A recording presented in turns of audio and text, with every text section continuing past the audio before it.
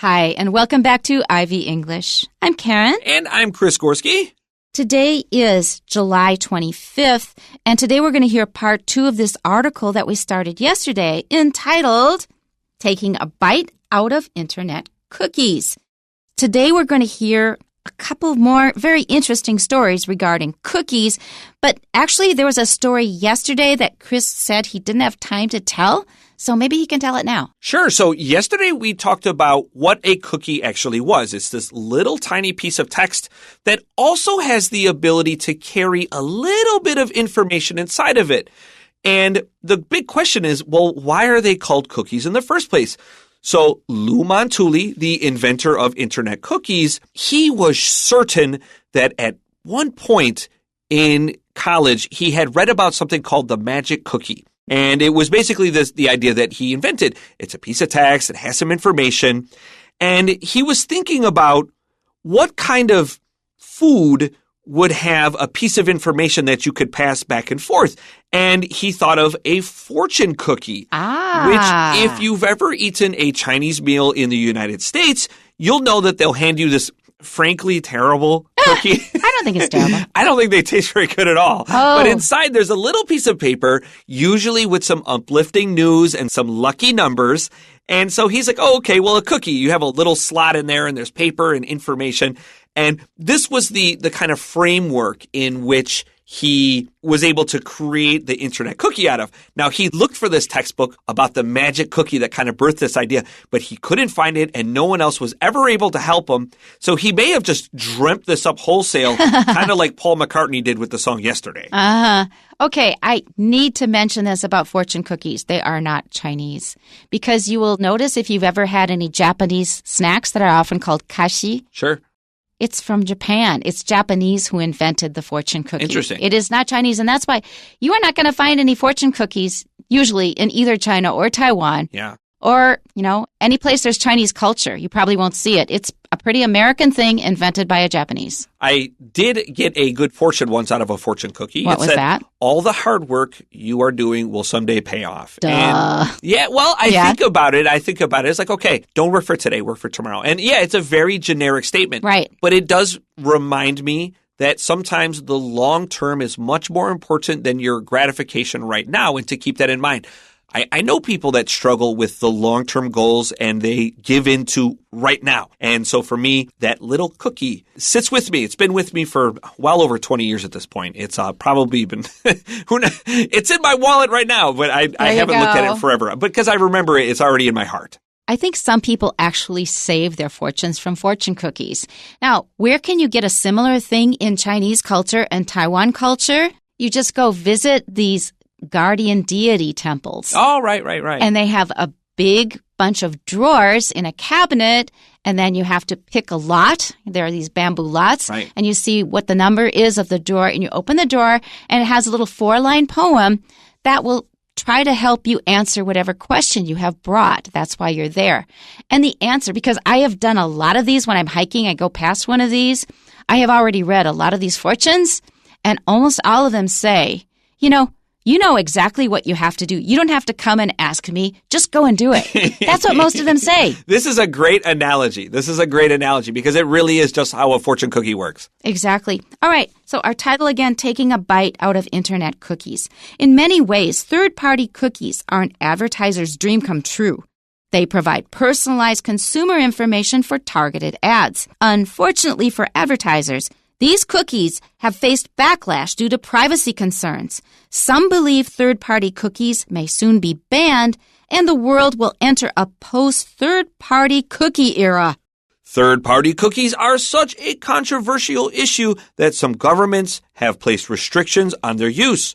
A prime example is the European Union's cookie law, which requires websites to gain permission from users before using cookies, except for those that are absolutely essential. Tech companies have also pushed for increased privacy protection. Apple led the way by making its web navigation tool Safari the first major browser to block third-party cookies by default. Following Apple's lead, Google, which used to rely on third-party cookies to deliver targeted advertising, has also announced plans to phase out tracking cookies.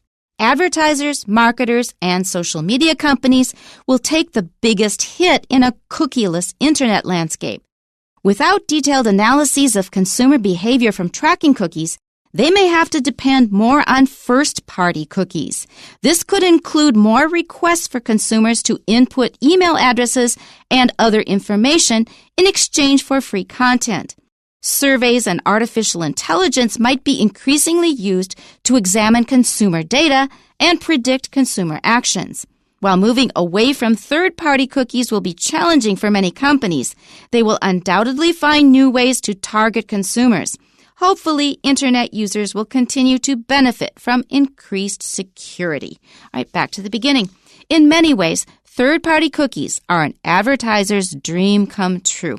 This is a great expression to know. So, for example, how do you like your new job? Man, it's a dream come true. It's the perfect job for me. And honestly, I have to say that my jobs have been dreams come true. I have to really say that. I taught at the best university in Taiwan, which to me is the best place in the whole world. I have been so happy in my job there. It was a dream come true. Working at Ivy is like a dream come true. I get to interact with fun people and teach English. When I teach this phrase dream come true, I use the example studying English in Chris's class is a dream come true. And I get lots of boos from my smart mouth kids. They've got a great sense of humor. All right. And don't forget, third-party cookies are not made by the website you are actually visiting. Remember, first-party cookies help remember your login details. They help you remember and speed up the way you use a particular web page. Third-party cookies are made by a separate company used to design to sell you ads. That's right. And the site that you're visiting is getting paid to show those ads. They are making a lot of money from them. That's where they get the vast majority of their profit. They provide personalized consumer information for targeted ads.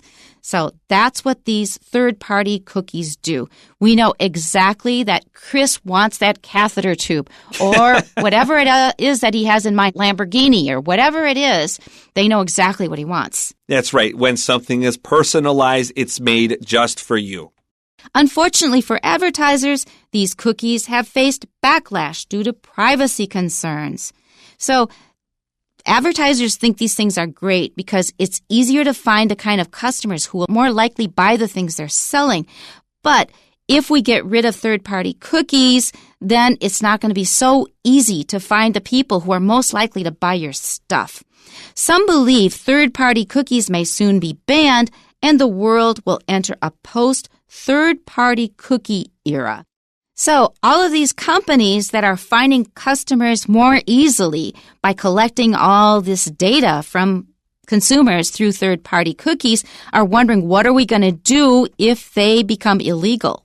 Well, actually, that's what we're going to find out. And I want to know what your reaction was when you heard the expression post-third-party cookie era.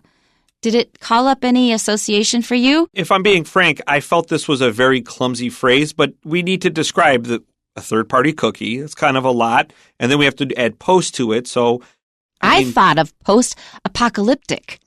That's what came to mind for me, and I thought, wow, they're making it sound really dramatic. It is a big shift in the internet. We definitely live in the era of web tracking, and I do feel that if companies weren't so aggressive in their terms and services of basically giving them absolute permission on your phone and computer, we wouldn't be facing this backlash. We wouldn't be seeing people like me just saying, well, now you get nothing. Because I generally have no problem with these companies making some profit off me. I understand this.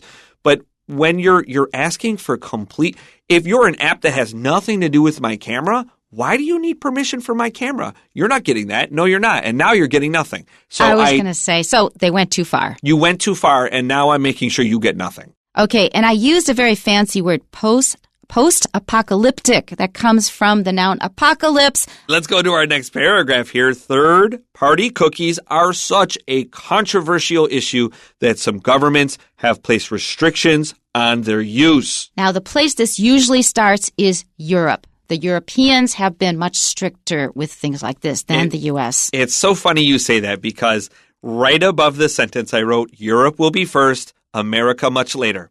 There's a very good reason for this because who actually is kind of controlling and heavily influencing our government in the U.S.? It's the corporations. That's right, and they're not going to work against their own interests. Now, those corporations are mainly American, so when you go to Europe, they're not as closely intertwined. When we have a restriction, this is a limit, especially a legal limit on something you can do. Let's continue to our next sentence. A prime example is the European Union's cookie law, which requires websites to gain permission from users before using cookies, except for those that are absolutely essential. What happens if you ask somebody, do you mind if I spy on you? Now, you will normally say no, but if they do it without asking you, you often just let it go. That's true. You just let it go. And they also, because again, I'm a very kind of privacy-focused person here, what I also realize they do is that if you turn down their third-party cookies, they ask you every single time, and they make you wait, and they try to annoy you into just compliance. Like, okay, fine, I'm done with it forever. That's right. If you accept their third-party cookies, they'll never need to ask you if you want to reject them again. They will ask you every single time. But what they don't realize is that a guy like me is going to dig in. You're not getting it. Now you really got me mad, and I'm not giving you anything. I'm one of those people who has completely given up. I go, you go ahead, and you can collect all the data you want because I am a post-retirement woman who does not have a really outrageous, exciting kind of life. I mean, the stuff you're going to collect from me is mostly going to be about scholarly books. My response to that is catheter to catheter to catheter to. I don't fundamentally, I don't have anything to hide, but I'm just sick of people going too far with this. I feel you've tried to take advantage of me, and now I'm refusing to work with you. Just going in and helping themselves. That's right. Let's look at the word permission. Look at the middle here. We have M-I-S-S, and it has that permission sound. It has that nice S-H sound, but pay attention to this M-I-S-S. This is a Latin root meaning to allow, and we'll see it in words like admit, so that S-S can become a T, admit, or maybe you buy a ticket to a movie theater and it will say admission or admit one. This means you let them do something. Right. And if you go back even further, MIT, which this comes from, just means to send. Okay? Let's continue on to our next sentence here. Tech companies have also pushed for increased privacy protection. Which is a good thing. That's in our interest, we would think. When we push for something, we just want more. Apple led the way by making its web navigation tool, Safari, the first major browser to block third-party cookies by default. Apple has actually gotten a lot of positive feedback and has done a lot of good PR. That's public relations. That means they are trying to create a good image for themselves. And this is one way they have done it, by paying more attention to privacy concerns. I agree. They've done a very good job of this. I do, even though I'm not really an Apple and especially an iPhone fan, I'm an Android user. I think Apple has done a very good job of limiting cookies, making your data safe. Not people take private photos of themselves. We need to accept that this is the truth for most adults of a certain age, especially when they're in their teenage, young adult phase of their life. They do this thing. And if you have a person that can get into your data easily, that's really bad because those will be shared on the internet. Apple's done a very good job of securing photos, securing data, and blocking third-party cookies. I think overall this is a very good thing. But I have to say, from the very, very beginning of my use of the internet and email, which was around 1993, a long time ago, I just assumed that anything that I input into my computer, like for email or on the internet or anywhere else, was not safe. I just assumed that from the very beginning. So I have always had the habit of not putting out things that I don't want known by other people. Yeah. Then again, I mean, young people will do young people things. That's true. And I think part of the responsibility here is making sure you understand the internet is forever. Absolutely. Let's look at the word navigation very quickly. So NAVI means like a ship or a boat. And you should remember this one if you can. GA is often associated with driving. There's a few ways we could spell this, but just pay attention to the G and the A. You'll see this in a lot of words, and it's generally associated with going to a place. It really means like to drive or to steer to a place. You'll see this in a lot of words, and it'll become a little hint if you can remember it. It pops up everywhere, but just pay attention to it now. Navigation means to drive your ship to some place. Let's continue. Following Apple's lead. Google, which used to rely on third-party cookies to deliver targeted advertising, has also announced plans to phase out tracking cookies. I think Apple made everyone realize the writing is on the wall. We've gone too far and things need to change. And this really hurt Google. I already see the impact in Google's search results. They're frankly terrible recently, and you need to go to third-party websites to get basically any decent search results out of Google nowadays, at least in my opinion. In the early days, I wondered how in the world Google could make any money, because in the early days, they were just a search engine. And they also had this motto for their company that said, "Don't be evil." Don't be evil. And you know, in some years back, what did they do? They got rid of it. And I think the impact is there. And you didn't have to become evil when you got rid of the motto, right? You know you didn't have to do that. But Google, I feel, really has undergone a change in maybe the past 10, 15 years. At least they came clean about it. Yeah, that's true. Okay. When we phase something out, that means we withdraw something in a very slow and gradual process. The side effect of losing their very targeted advertising means their search engine has to become worse. They need to put the ads up top, and the information you're actually looking for is hidden. It's much better to say, ask your question, and then a website with information you respect. It leads to much better results. Right. And there is one thing you should watch out for, and this may help reduce your annoyance with these ads. Always watch for the words sponsored ad. As soon as you see sponsored, just jump. If you don't want to look for an ad, if that's not what you're looking for. That's what I do in Facebook. As soon as I see sponsored, I just jump down. Okay, our next paragraph and last paragraph. Advertisers, marketers, and social media companies will take the biggest hit in a cookieless internet landscape. But as we were saying earlier, I'm sure all of them will figure out ways around it. When we take a hit, that means you are punished the most. And I think today is a real lesson in trade-offs. Without detailed analyses of consumer behavior from tracking cookies, they may have to depend more on first-party cookies. And why this is a pain, we're going to see in the next sentence. So instead of getting a lot of useful data for targeting their ads to certain people through third-party cookies, they will have to use information from first-party cookies. And why is this a pain? This could include more requests for consumers to input email addresses and other information in exchange for free content. And we're doing that now already, actually. Yeah, they're also really big on investigating your opinion. They ask you questions and surveys. If you participate, they'll give you extra rewards. This is one way they're kind of getting better at tailoring their audience. But again, those are kind of optional. You can, I was listening to a political survey. They were studying political surveys, and they were saying that people will just go onto these surveys and just click A, right, or B, or just answer anything. And researchers figured this out, and so they started testing it. And how did they do that? They would stick in a dummy question, kind of a fake question. And recently there was a political survey about your political feelings.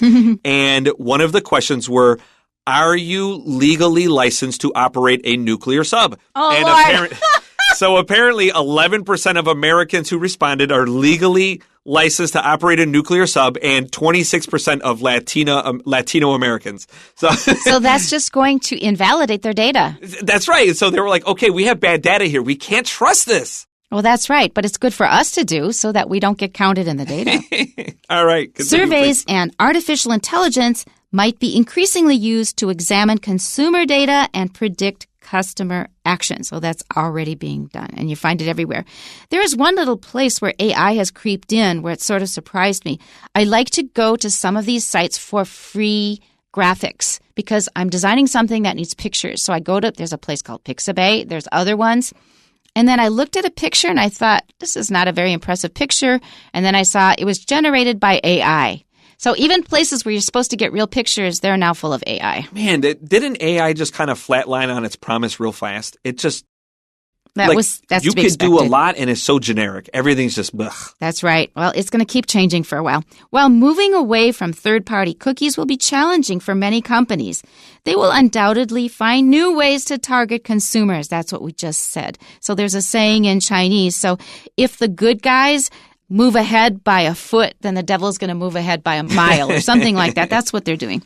So hopefully internet users will continue to benefit from increased security. That's kind of a generic ending. We don't know what's going to happen, especially now with AI. Things are changing by the day. So don't put your bets on anything at this point. Here are our questions. Number 1, from A to F below, choose the answers that describe the main purposes of first-party cookies. And A is? To block certain websites. No. B, to make websites easier to use. And that is a correct answer because that's what first-party cookies are supposed to do.